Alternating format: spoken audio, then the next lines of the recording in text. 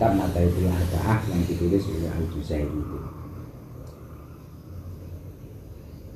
atau kitab Rahmatul Ummah, atau kitab Mizan Kubro yang ditulis oleh Imam Asy'ari. Sama. Cuman yang menjadi persoalan standarnya itu apa? Kenapa Imam Asy'ari yang karena hidup pada abad ke-9 kemudian dianggap muktabar, sedangkan Wahbah Zuhairi untuk muktabar dianggap muktabar itu harus sowan ke PBNU dulu zamannya Hasyim Musaddi.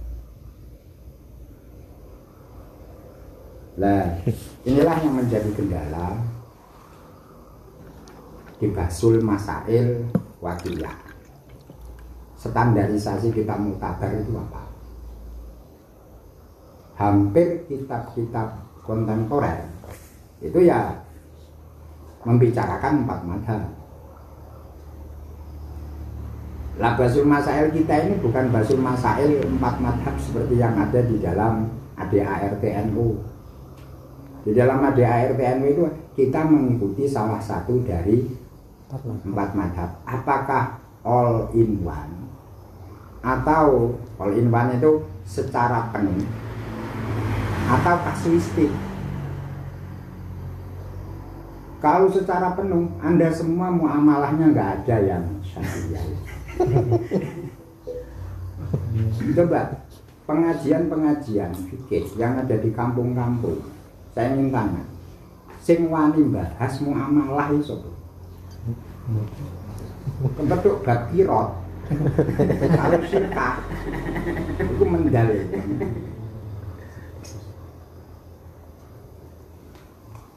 Jual beli online kita cari di kitab Syafi'i nggak ada, akhirnya pindah madhab dengan seenaknya begitu saja. Tapi giliran di ubudiyah diperlukan.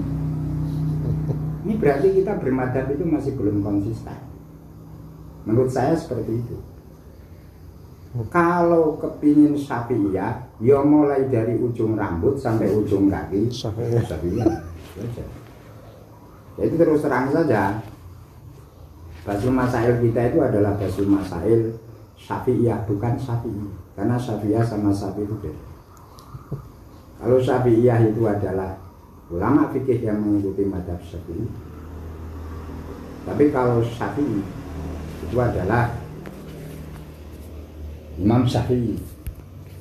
Makanya kitab Al-Um itu jarang dikorek. Bagaimana diwaca dikorek. Padahal itu kitab induk madhab Syafi'i. Lalu ditanyakan ini jadid atau qadim? Loh, Al-Um itu ditulis di mana? Terus yang menentukan apakah qaul jadid menafikan terhadap qaul qadim, ini kan hanya sebagian dari Syafi'i saja. Tidak semua pengikut madhab Syafi'i mengatakan bahwa qaul jadid menafikan terhadap qaul qadim. Dan ini sebenarnya masuk dalam ranah pemikiran lah. Ya saya cuma hanya sekedar usul saja. Itu ranah kajiannya Lapes Dam sebenarnya. Jadi Lapes Dam itu membicarakan tentang teori fikih dilihat dari sudut pandang sosial, dilihat dari sudut pandang budaya, sehingga wilayah kajiannya lebih luas dan bisa mencakup atau merangkum atau mengakomodir teman-teman yang ada yang asalnya dari perguruan tinggi. Kayak contohnya kemarin saya cuma dengar aja, Ansor nanggap berat. Rame. Wis Anda cari di dalam kitab fikih madhab Syafi'i mana yang memperbolehkan?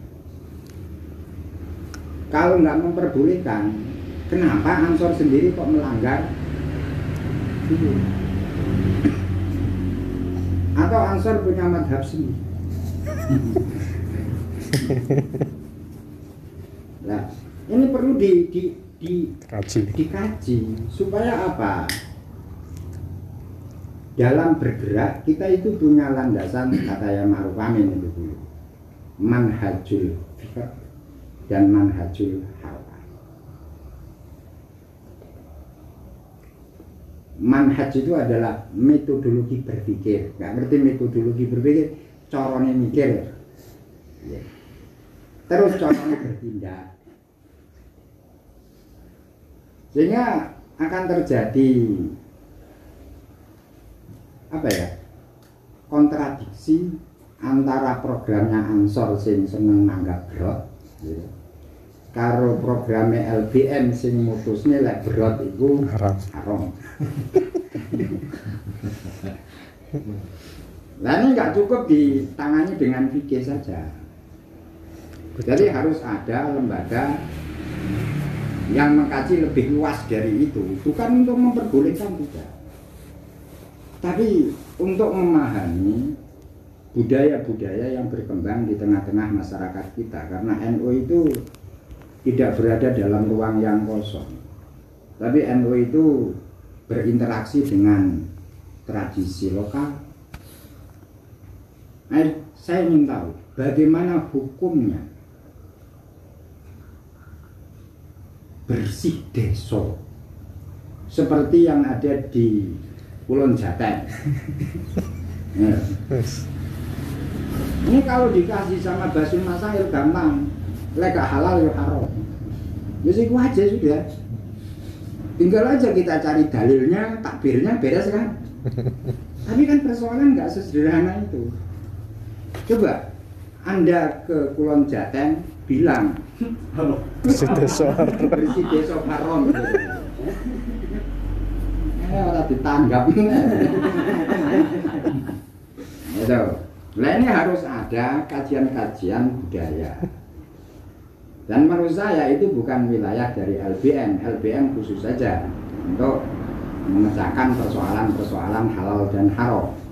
Tapi Lakbesdam itu lebih mengkaji dari aspek sosial, aspek budaya dengan pendekatan atau teori dari sosiologi. Tuh. Mama, gimana caranya kita mengkaji bersih desa yang ada di Kulon Jateng itu pakai strukturalisme Levi Strauss atau pakai teori sosialnya Uskom, itu seperti apa? Nah, nanti kita ada pemetaan, karena bagaimanapun dari sudut pandang agama itu tidak boleh. Nah kalau tidak boleh, kita tahu peta, nanti gimana caranya merubahnya? Kalau kita genjreng langsung haram, ya mudar kayak. Enggak punya masa. Wong Kulon Jateng larang dadi wong NU. Pindah ya. Gak percaya coba haramno nang khutbah. Iya. Nah, ini harus ada lembaga lain di NU yang menangani khusus itu, bukan untuk memutuskan, tapi untuk mempelajari, mengkaji dan memetakan. Karena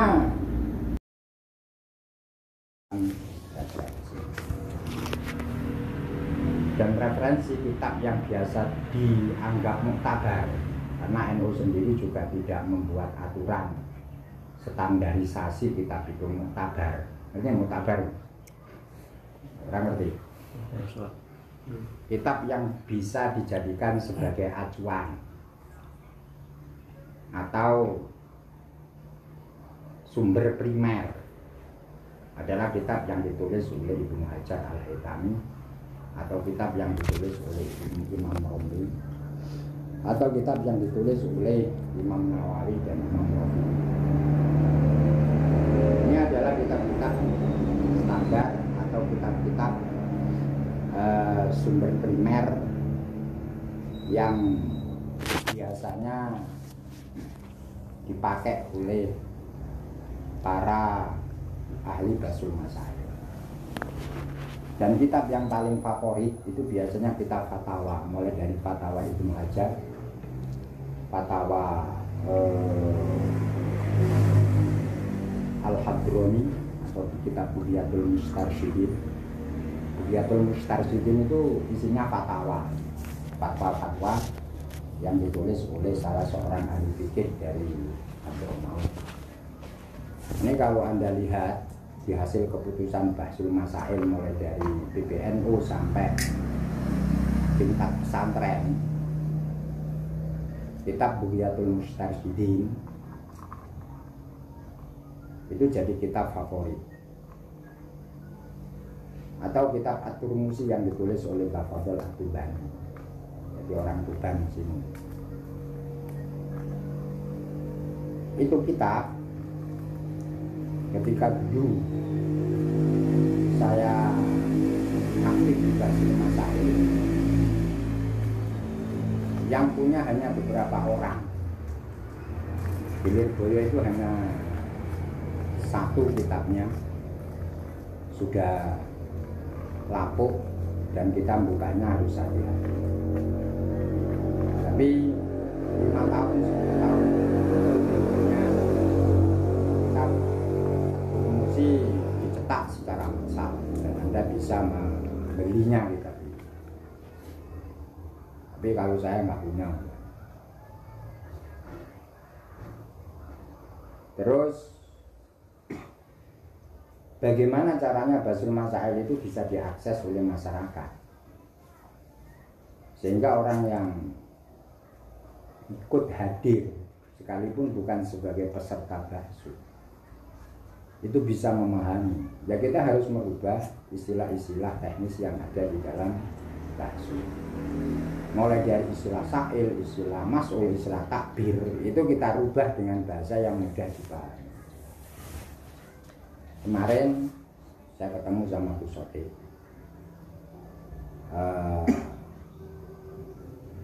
beliau bilang untuk tingkatan MPC adakan basul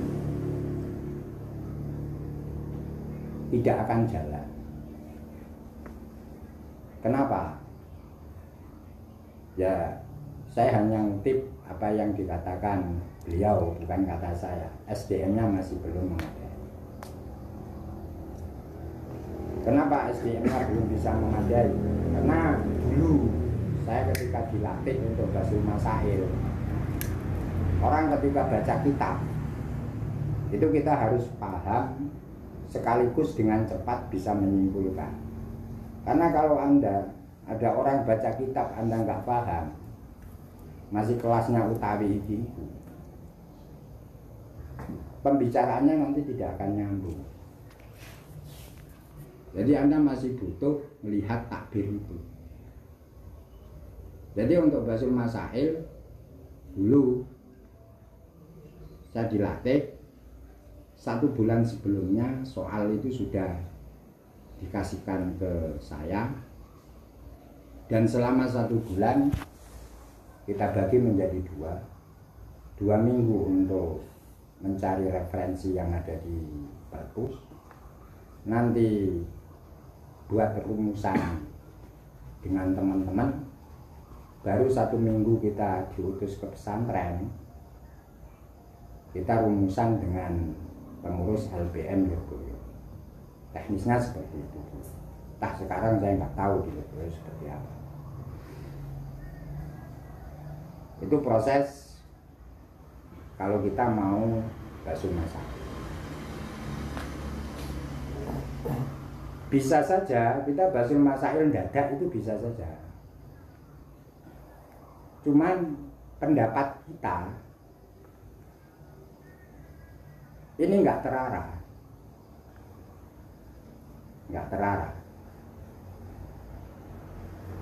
sehingga dulu ketika di Jakarta ada salah satu buku yang ditulis oleh Muqsid Al-Wizan. Beliau sekarang jadi ketua LPM atau Lembaga Basul Masail Maudhu'i.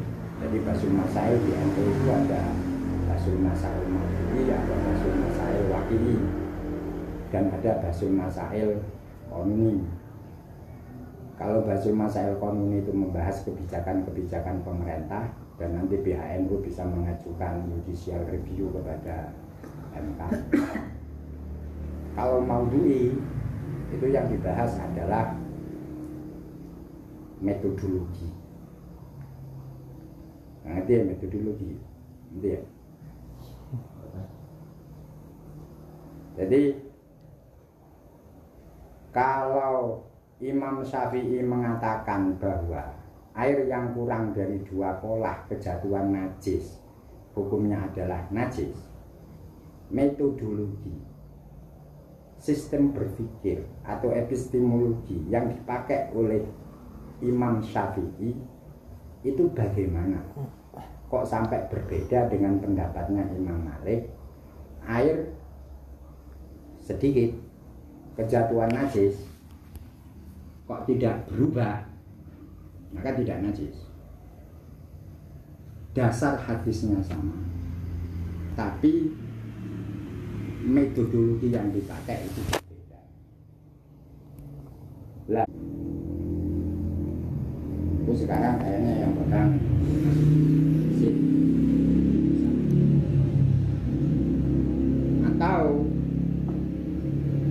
masalah nikah.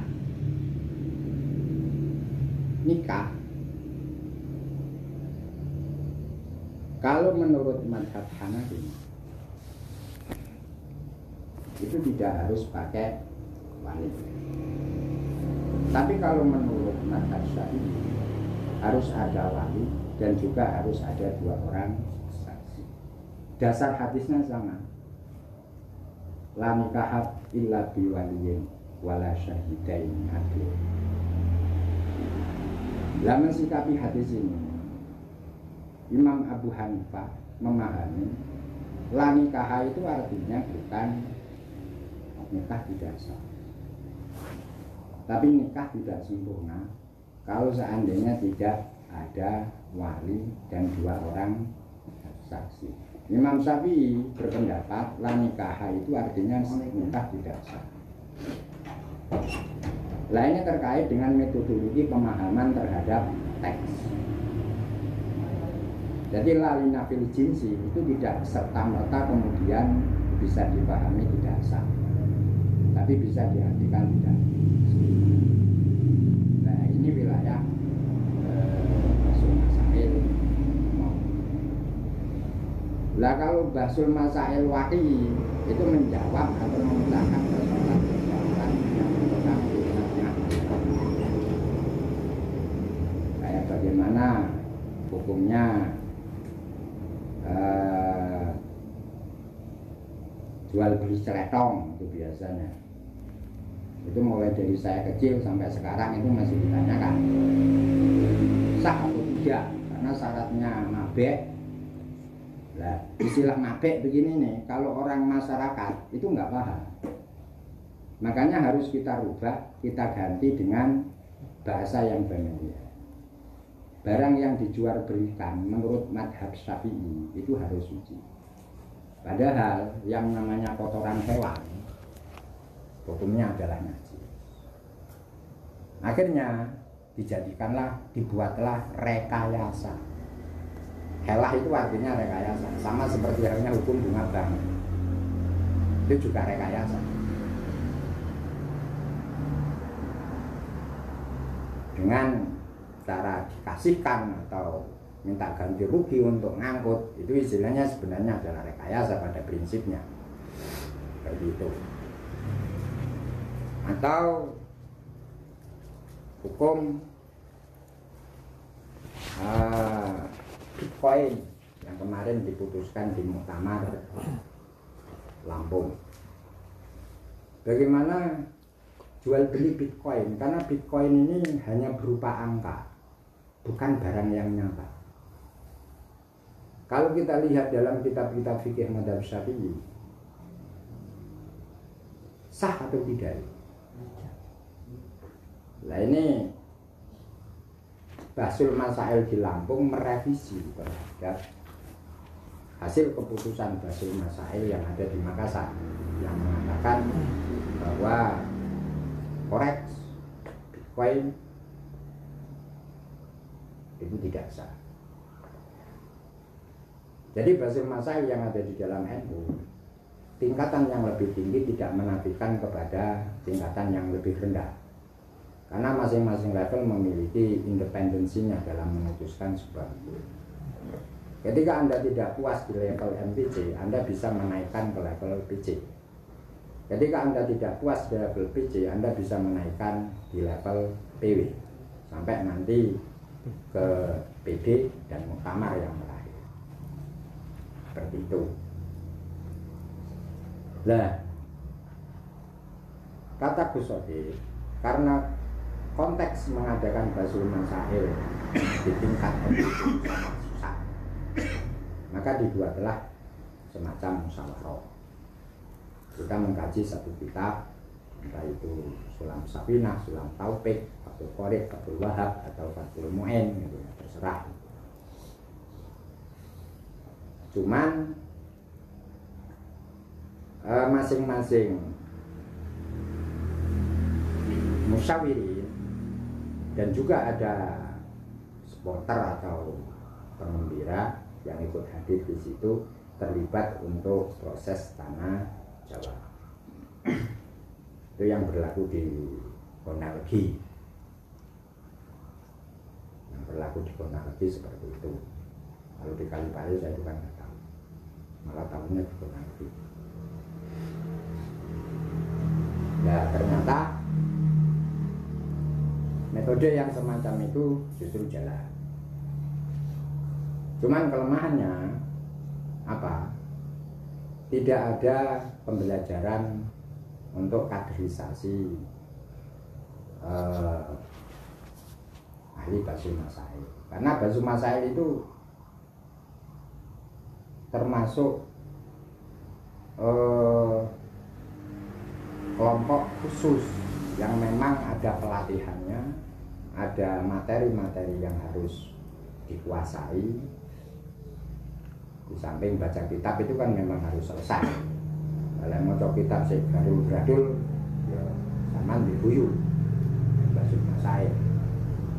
Makanya saya kalau ngajari kitab ketat, sebab Anda keliru harokat, apalagi maf'ul kok dibaca rofa, atau isim ghairul munsharif yang seharusnya tanda huruf jernya itu dengan fathah kok dibaca kasroh, Anda sudah dianggap kemampuannya diragukan.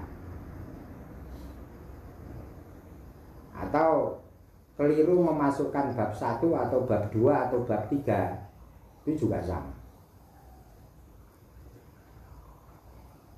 Cuman nggak bagusnya basul masail itu biasanya gontok-gontokan.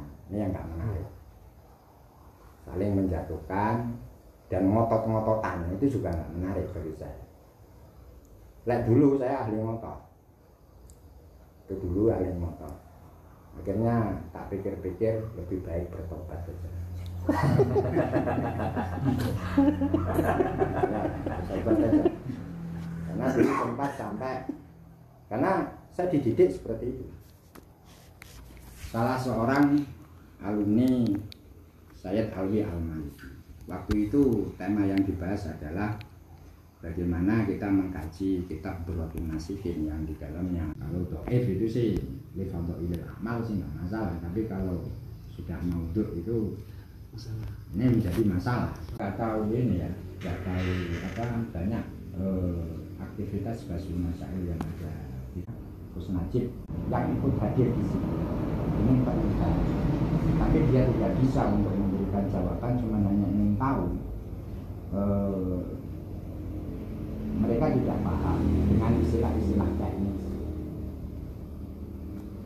Ini mungkin yang perlu dibenahi.